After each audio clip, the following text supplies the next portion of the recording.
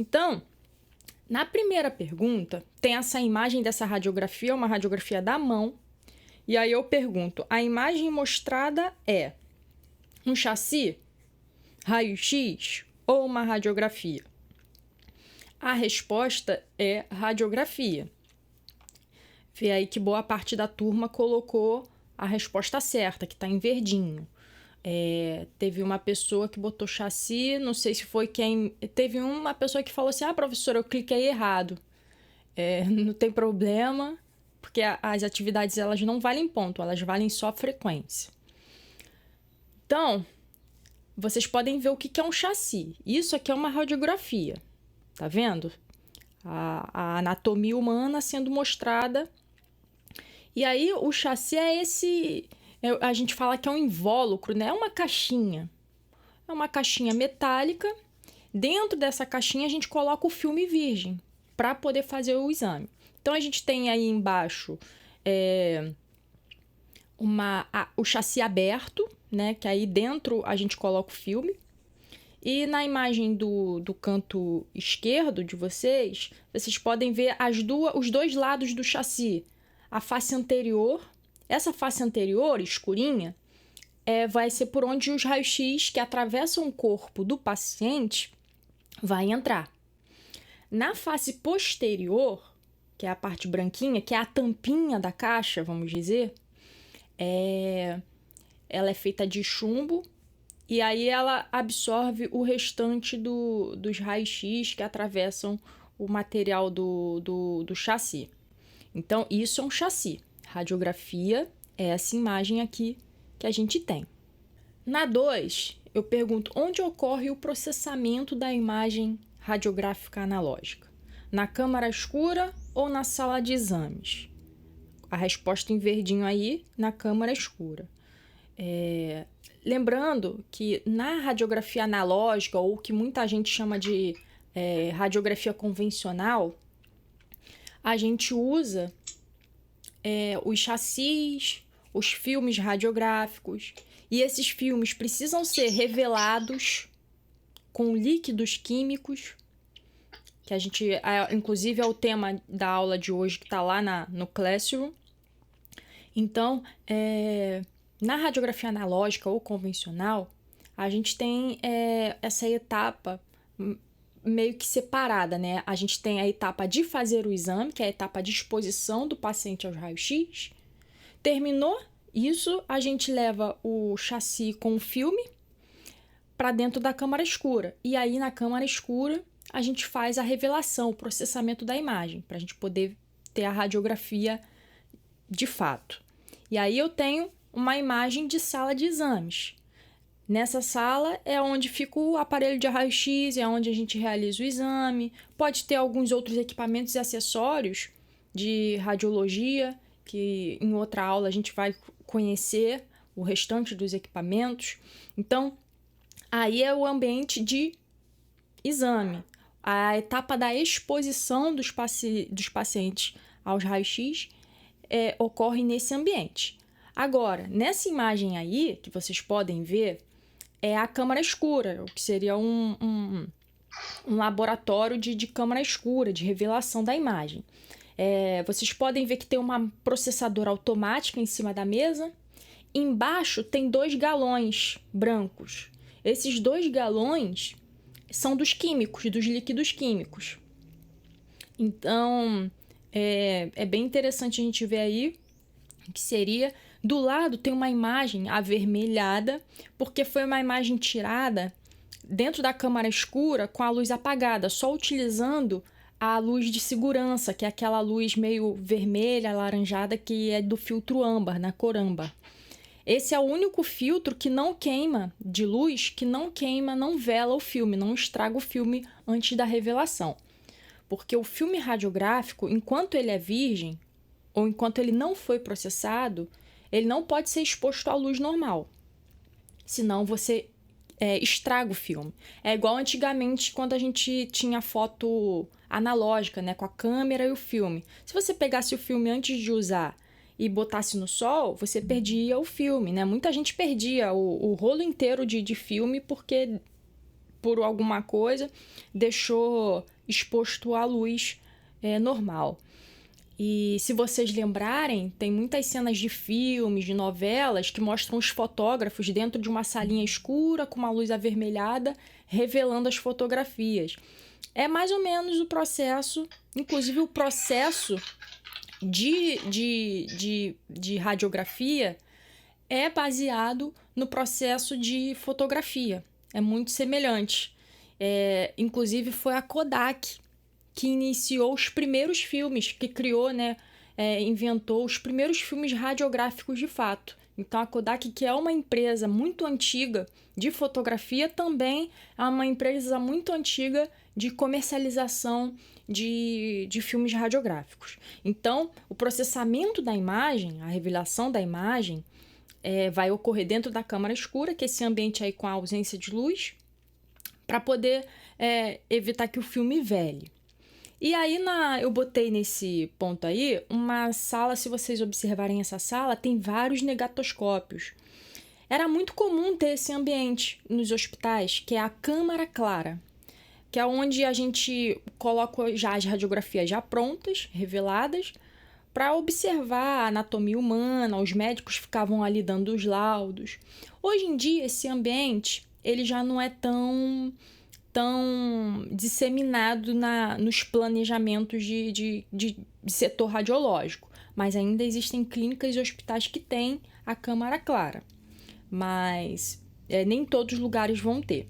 Mas para vocês ficarem conhecendo o que seria uma câmara clara, é uma câmara com luz, por isso que se chama câmara clara, e tem os negatoscópios para poder analisar as radiografias já prontas. Esse todo mundo acertou. Que equipamento é este? É uma processadora automática? É um tanque de revelação manual? Um chassi ou uma colgadura? É um tanquezinho. Dentro desse tanque, ele é dividido em compartimentos. E em cada compartimento vai ter um líquido químico diferente. Então, vai ter o químico revelador, o químico fixador e a água. Geralmente, a gente usa água. Tem alguns tanquezinhos que tem um compartimento com ácido acético, que faz parte do processamento também da imagem radiológica. É um químico utilizado, que é o vinagre, basicamente, né? Então, todo mundo acertou essa, não teve problema nenhum, então a gente já pula para outra.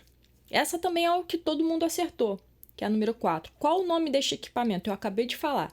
É o negatoscópio, que é vamos dizer, esse painel é como se fosse um abajur, né, uma lanterna, um quadro luminoso que a gente coloca a radiografia. Quando acende a luz, a gente vê a radiografia muito melhor. É interessante que a coloração do filme radiográfico é azul, porque a cor azul cansa menos. Então, se vocês observarem as radiografias, o filme, ele tem uma coloração azul, porque antigamente, principalmente, os médicos ficavam laudando aquilo o tempo inteiro, né? Era muito exame. No computador ainda, hoje em dia, tem os computadores com telas especiais, quando se trata de radiografia computadorizada. Mas com radiografia no processo analógico, dava muito cansaço visual. Então, os filmes foram com essa coloração azul, que o azul cansa menos a visão. Na número 5, eu pergunto a distância entre a luz de segurança e o balcão de revelação. E aí ele deve ser igual ou maior que 1 metro, 1,20 m ou 1,80 m. Deve ser maior do que 1,20 m.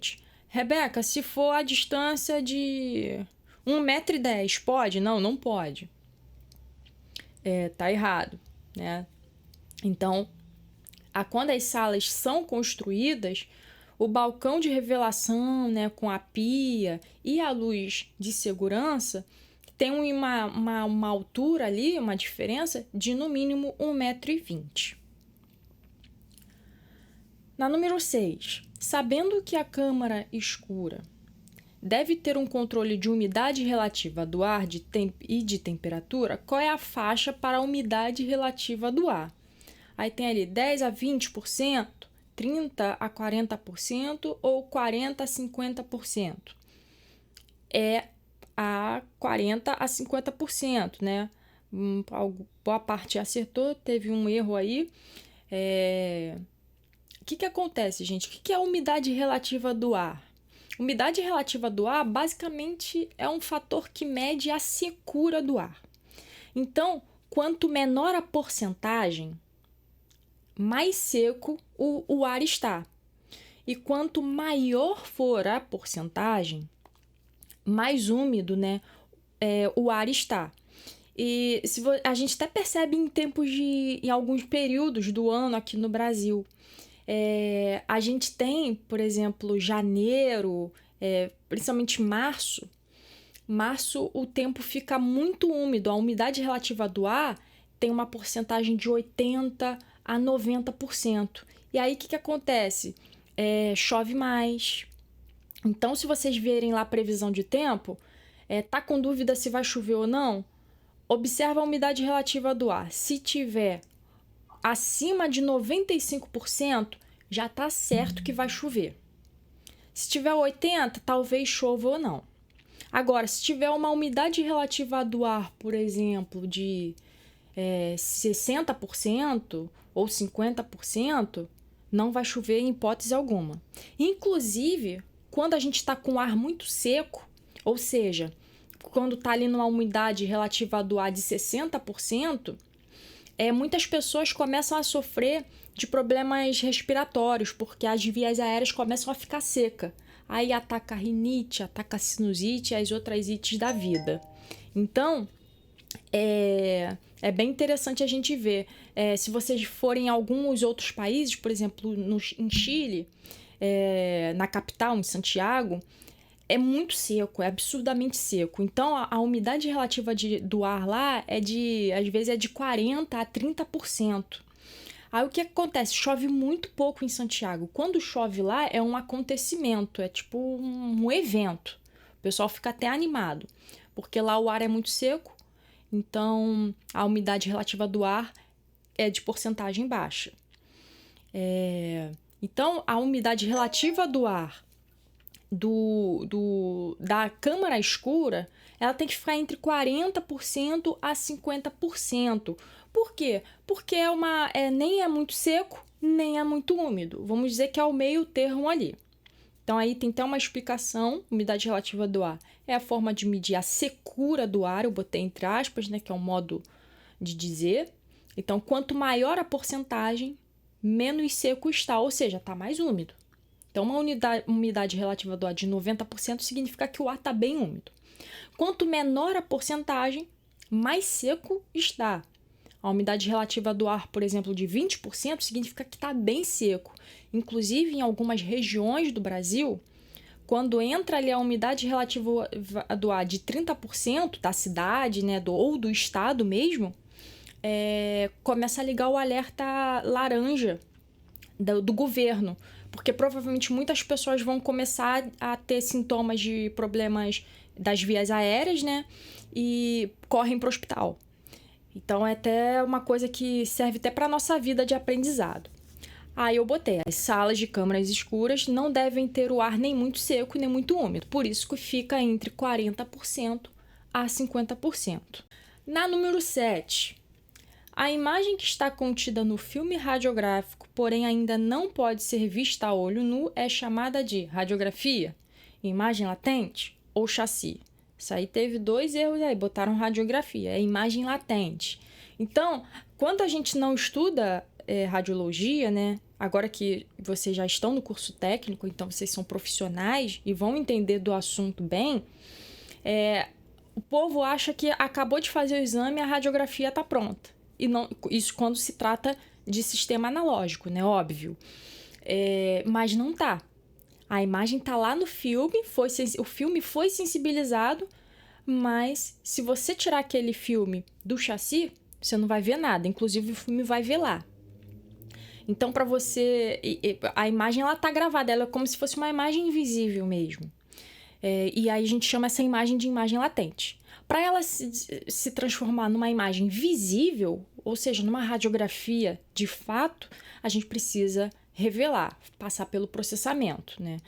Antigamente a gente usava processamento manual, hoje em dia é só a processadora automática. Aqui eu não estou entrando no âmbito da radiografia computadorizada, nem da radiografia digital, que são outros processos diferentes, são processos tecnológicos de informática. Só analógico que eu estou falando aqui. Isso é uma radiografia. A imagem latente a gente não conseguiria enxergar. Então, só voltando aqui à questão da imagem latente, deixa eu pegar aqui para vocês. Eu tenho essa radiografia aqui, uma radiografia da bacia, analógica, tá? Então, isso aqui é uma película radiográfica que era virgem, foi sensibilizada, passou pela processadora automática, tá? E aí a gente tornou a imagem visível. Aí agora a gente tem uma radiografia, tá? Os filmes radiográficos virgem, eles nem ficam escuros, eles são até... A gente só fica... A imagem... A gente tem as partes escuras de uma radiografia só depois do processamento, da revelação. Agora, olha que interessante, eu mostrei uma radiografia pelo sistema analógico, né, convencional, e aí teve um dia desse aí que eu fiquei meio mal, meio ruim, aí eu fui fazer uma radiografia do tórax, né, fui lá no trabalho do meu pai, porque... Aí eu fiz lá e é computadorizado. Aí eu recebi o exame, ó, num CDzinho. Então, para vocês verem a diferença, olha só, computadorizado eu posso salvar num CD. Analógico só vem em película, em filme radiográfico de fato. Professora, pode falar? Será que um dia vai acabar as radiografias analógicas com o avanço da tecnologia? Tem essa possibilidade? Com certeza já está acabando. Inclusive, em países da Europa e boa parte dos Estados Unidos, já é tudo computadorizado no mínimo. Quando não é computadorizado, já é digital. Tem uma diferença, a gente vai estudar a diferença de um para o outro. Aqui no Brasil, a gente é um pouquinho mais lento. Então, por exemplo, a gente está no processo de transição. Até 2020, dezembro de 2020, ou seja, dezembro agora que passou, ainda era autorizado a revelação manual. Só que aí, como teve uma portaria nova, que a gente vai comentar um pouquinho depois, essa portaria, essa resolução, na verdade, nem é uma portaria, é uma resolução mesmo, ela diz que a revelação manual, o processamento manual estava proibido no Brasil. Que agora só poderia processamento automático ou computadorizado ou digital das imagens radiológicas. Então, a gente está caminhando para isso, né? Mas o Brasil é um pouquinho lento, então acredito eu que ainda vai se esticar por uns 10 anos mais a questão do uso do processamento analógico, né? Da imagem analógica, o processamento químico. E daqui uns 10 anos depois, só computadorizado digital mesmo. Ou eu tô sendo otimista, porque dependendo pode até demorar mais. No Brasil, então, a gente fica atrás, inclusive, da Índia, que é um país até mais, vamos dizer, um país basicamente pobre, né? Quer dizer, pobre não, mas é muito desigual socialmente. Só que em termos de tecnologia radiológica, a Índia está 1000 anos à frente do Brasil. É impressionante. Os equipamentos de ressonância utilizados lá, os equipamentos de tomografia, de raio-x, de radiografia, mamografia, são muito mais avançados, modernizados do que o que são utilizados aqui no Brasil. Eu acho isso muito curioso.